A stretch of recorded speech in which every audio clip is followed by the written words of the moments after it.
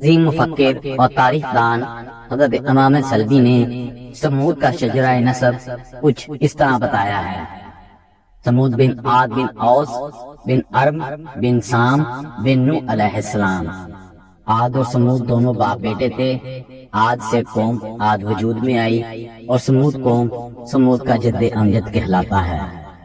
قوم عاد جو کہ حضر موت اور یمن سے عراق تک پھیل گئے تھے، ان کی طرف حضرت ہود علیہ السلام مابعوث ہوئے، لیکن مسلسل نافرمانی کے باعث اللہ پاک کے عذاب کا شکار ہوئے۔ حضرت ہود علیہ السلام اور ان کے ماننے والے عذاب سے محفوظ رہے اور ہجرت کر کے ہجر میں آباد ہو گئے۔ یہ لوگ بعد میں قوم سمود کہلائے، اس لیے قوم سمود کو عاد الثانی بھی کہا جاتا ہے۔ قوم سمود کی طرف حضرت صالح علیہ السلام کو مابعوث فرمایا گیا۔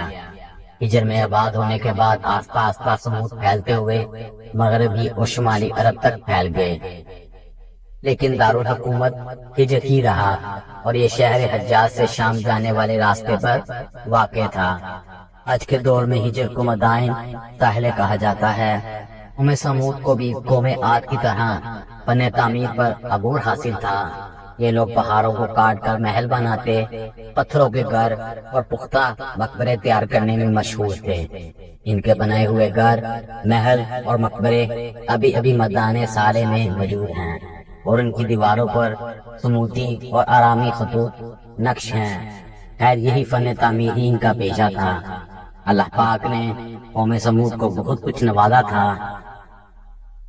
سرسبز باغات، میٹھے پانی کی نہریں، پتھریلی زمین میں ہر قسم کے پھل، ان میں سے کچھ یہ ہیں۔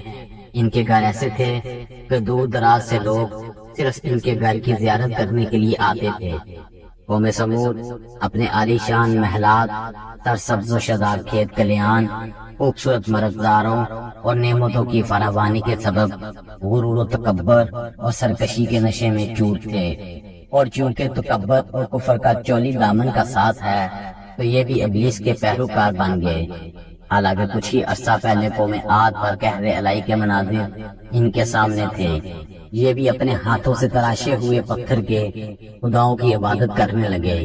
ان کے معاشرے سے حق و انصاف کی ناقید ہو چکا تھا، بے حیائی، فحاشی اور آخری حدود چھو رہی تھی۔ مقدس انسانی رشتوں کا احترام ختم ہو چکا تھا۔ رقص و سرور، عیش و عشرت، شراب و شباب ان کی زندگیوں کے لیے لازمی جز بن چکے تھے۔ ایسے میں اللہ تعالیٰ نے اس قوم ہی میں سے ایک خدا ترس اور بہت نیک انسان حضرت صالح علیہ السلام کو نبوت کے منصب پر فائز فرمایا۔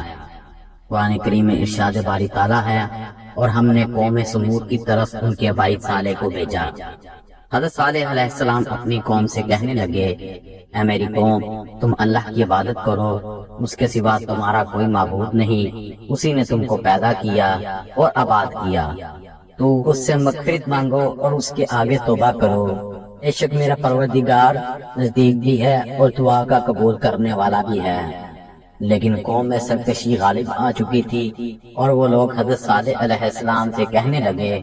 انہوں نے کہا، اے صالح علیہ السلام، اس سے پہلے ہم تم سے کئی طرح کی امیدیں رکھتے تھے، اب وہ منقطع ہو گئیں۔ کیا تم ہم کو ان چیزوں سے منع کرتے ہو جن کو ہمارے بزرگ پوچھتے چلے آئے ہیں؟ اور جس بات کی طرف تم ہم کو بلاتے ہو اس میں ہمیں کبھی شبہ ہے۔ جب قوم کے سرداروں نے دیکھا کہ کچھ لوگ حضرت صالح علیہ السلام کی بات مان کر ایمان لے چکے ہیں اور وہ بھی اب ہمارے خداؤں کی توہین کر رہے ہیں، تو انہوں نے حضرت صالح علیہ السلام سے معجزے کا مطالبہ کر دیا۔ حضرت صالح علیہ السلام نے پوچھا، کس قسم کا معجزہ چاہتے ہو تم لوگ؟ قوم کے سردار کہنے لگے، سامنے جو چٹان ہے اس میں سے ایک ایسی اونٹنی نکل آئے جو گابن ہو، آتے ساتھ ہی بچے کو جنم دے، وہ ہم سب کے لیے دودھ اور وہ دنیا کی سب سے خوبصورت اونٹنی ہو، اس کا کوئی ماں باپ نہ ہو۔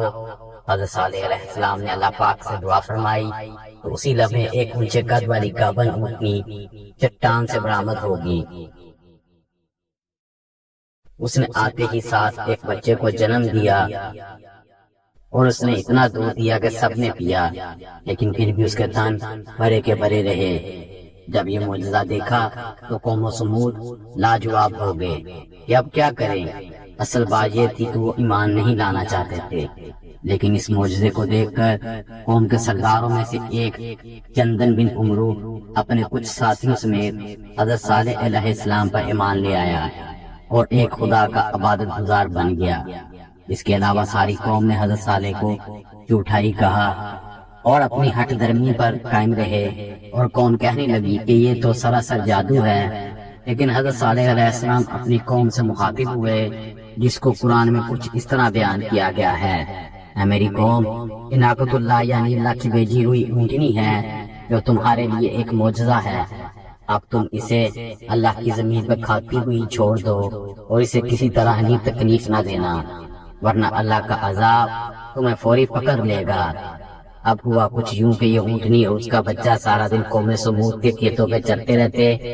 حضرت صالح علیہ السلام نے پانی کے دن کو بانٹ دیا تھا۔ ایک دن اونٹنی کنویں کا سارا پانی پی جاتی تھی اور دوسرے دن قوم سمود کو پانی ملتا تھا۔ جس دن اونٹنی پانی پیتی اسی دن وہ دودھ دیتی، اور دودھ اتنا ہوتا کہ سارا دن اور ساری رات ختم ہی نہ ہوتا تھا۔ اللہ پاک اس کو قرآن کریم میں کچھ اس طرح بیان فرماتا ہے: صالح علیہ السلام نے اپنی قوم سے کہا، دیکھو یہ اونٹنی ہے، ایک دن اس کی پانی پینے کی باری ہے اور ایک معین روز تمہاری باری، اور اس کو کوئی تکلیف نہ دینا، نہیں تو تم کو سخت عذاب آ پکڑے گا۔ حاضرین کرام، بس کچھ ہی عرصہ گزرا تھا کہ قوم کے لوگوں کو اونٹنی سے تنگی ہونے لگی۔ انہیں تکلیف یہ تھی کہ یہ ہمارے کھیتوں میں چرتی ہے اور ایک دن ہمارا سارا پانی بھی پی جاتی ہے۔ اس لیے قوم کے سرداروں نے اس اونٹنی کو حضرت صالح علیہ السلام کا جادو قرار دے دیا۔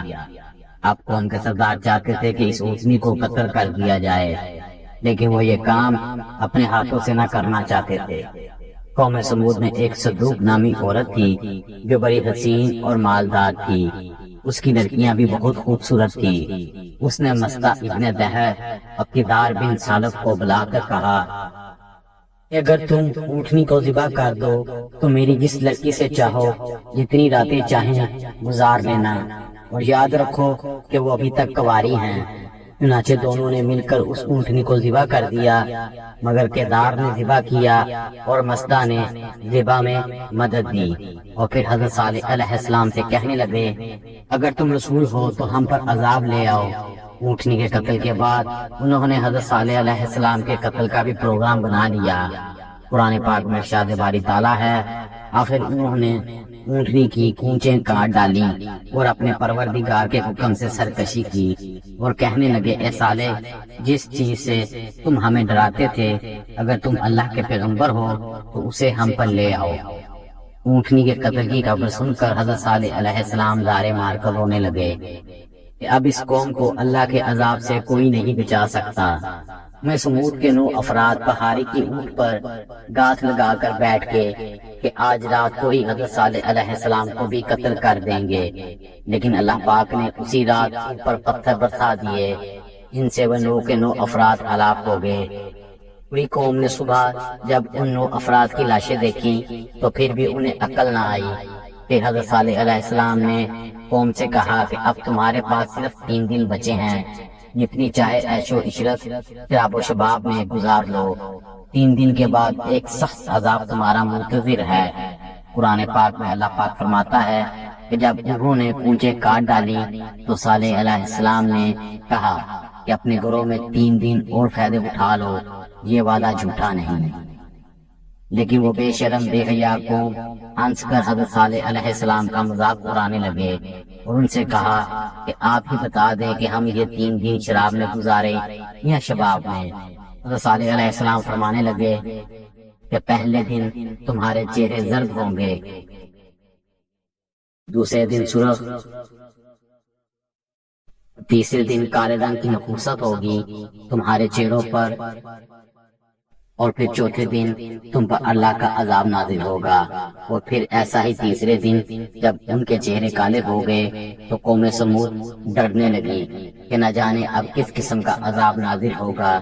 چوتھے دن کی صبح ایک زوردار چیخ آسمان سے نکلی جس سے ساری قوم کے کانوں کے پردے پھٹ گئے۔ ان کے دل تو جیسے باہر ہی آنے والے تھے، روحیں جسموں سے نکل گئیں، اور چند ہی لمحوں میں وہ جہاں جہاں موجود تھے اپنی اپنی جگہ پر اوندے منہ گر گئے، اور سسک سسک کر سب ہلاک ہو گئے، اور ایک زلزلہ آیا جس سے ان کے گھر انہی پر گر گئے۔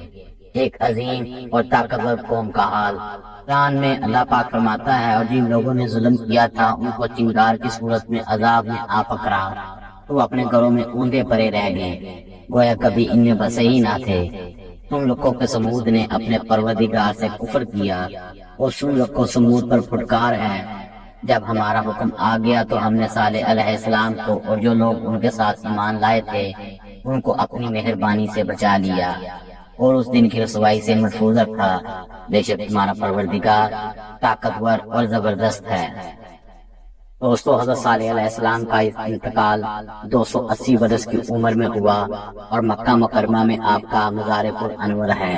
ایک دوسری روایت میں حضرت صالح علیہ السلام کا مزار ناسک میں بتایا جاتا ہے۔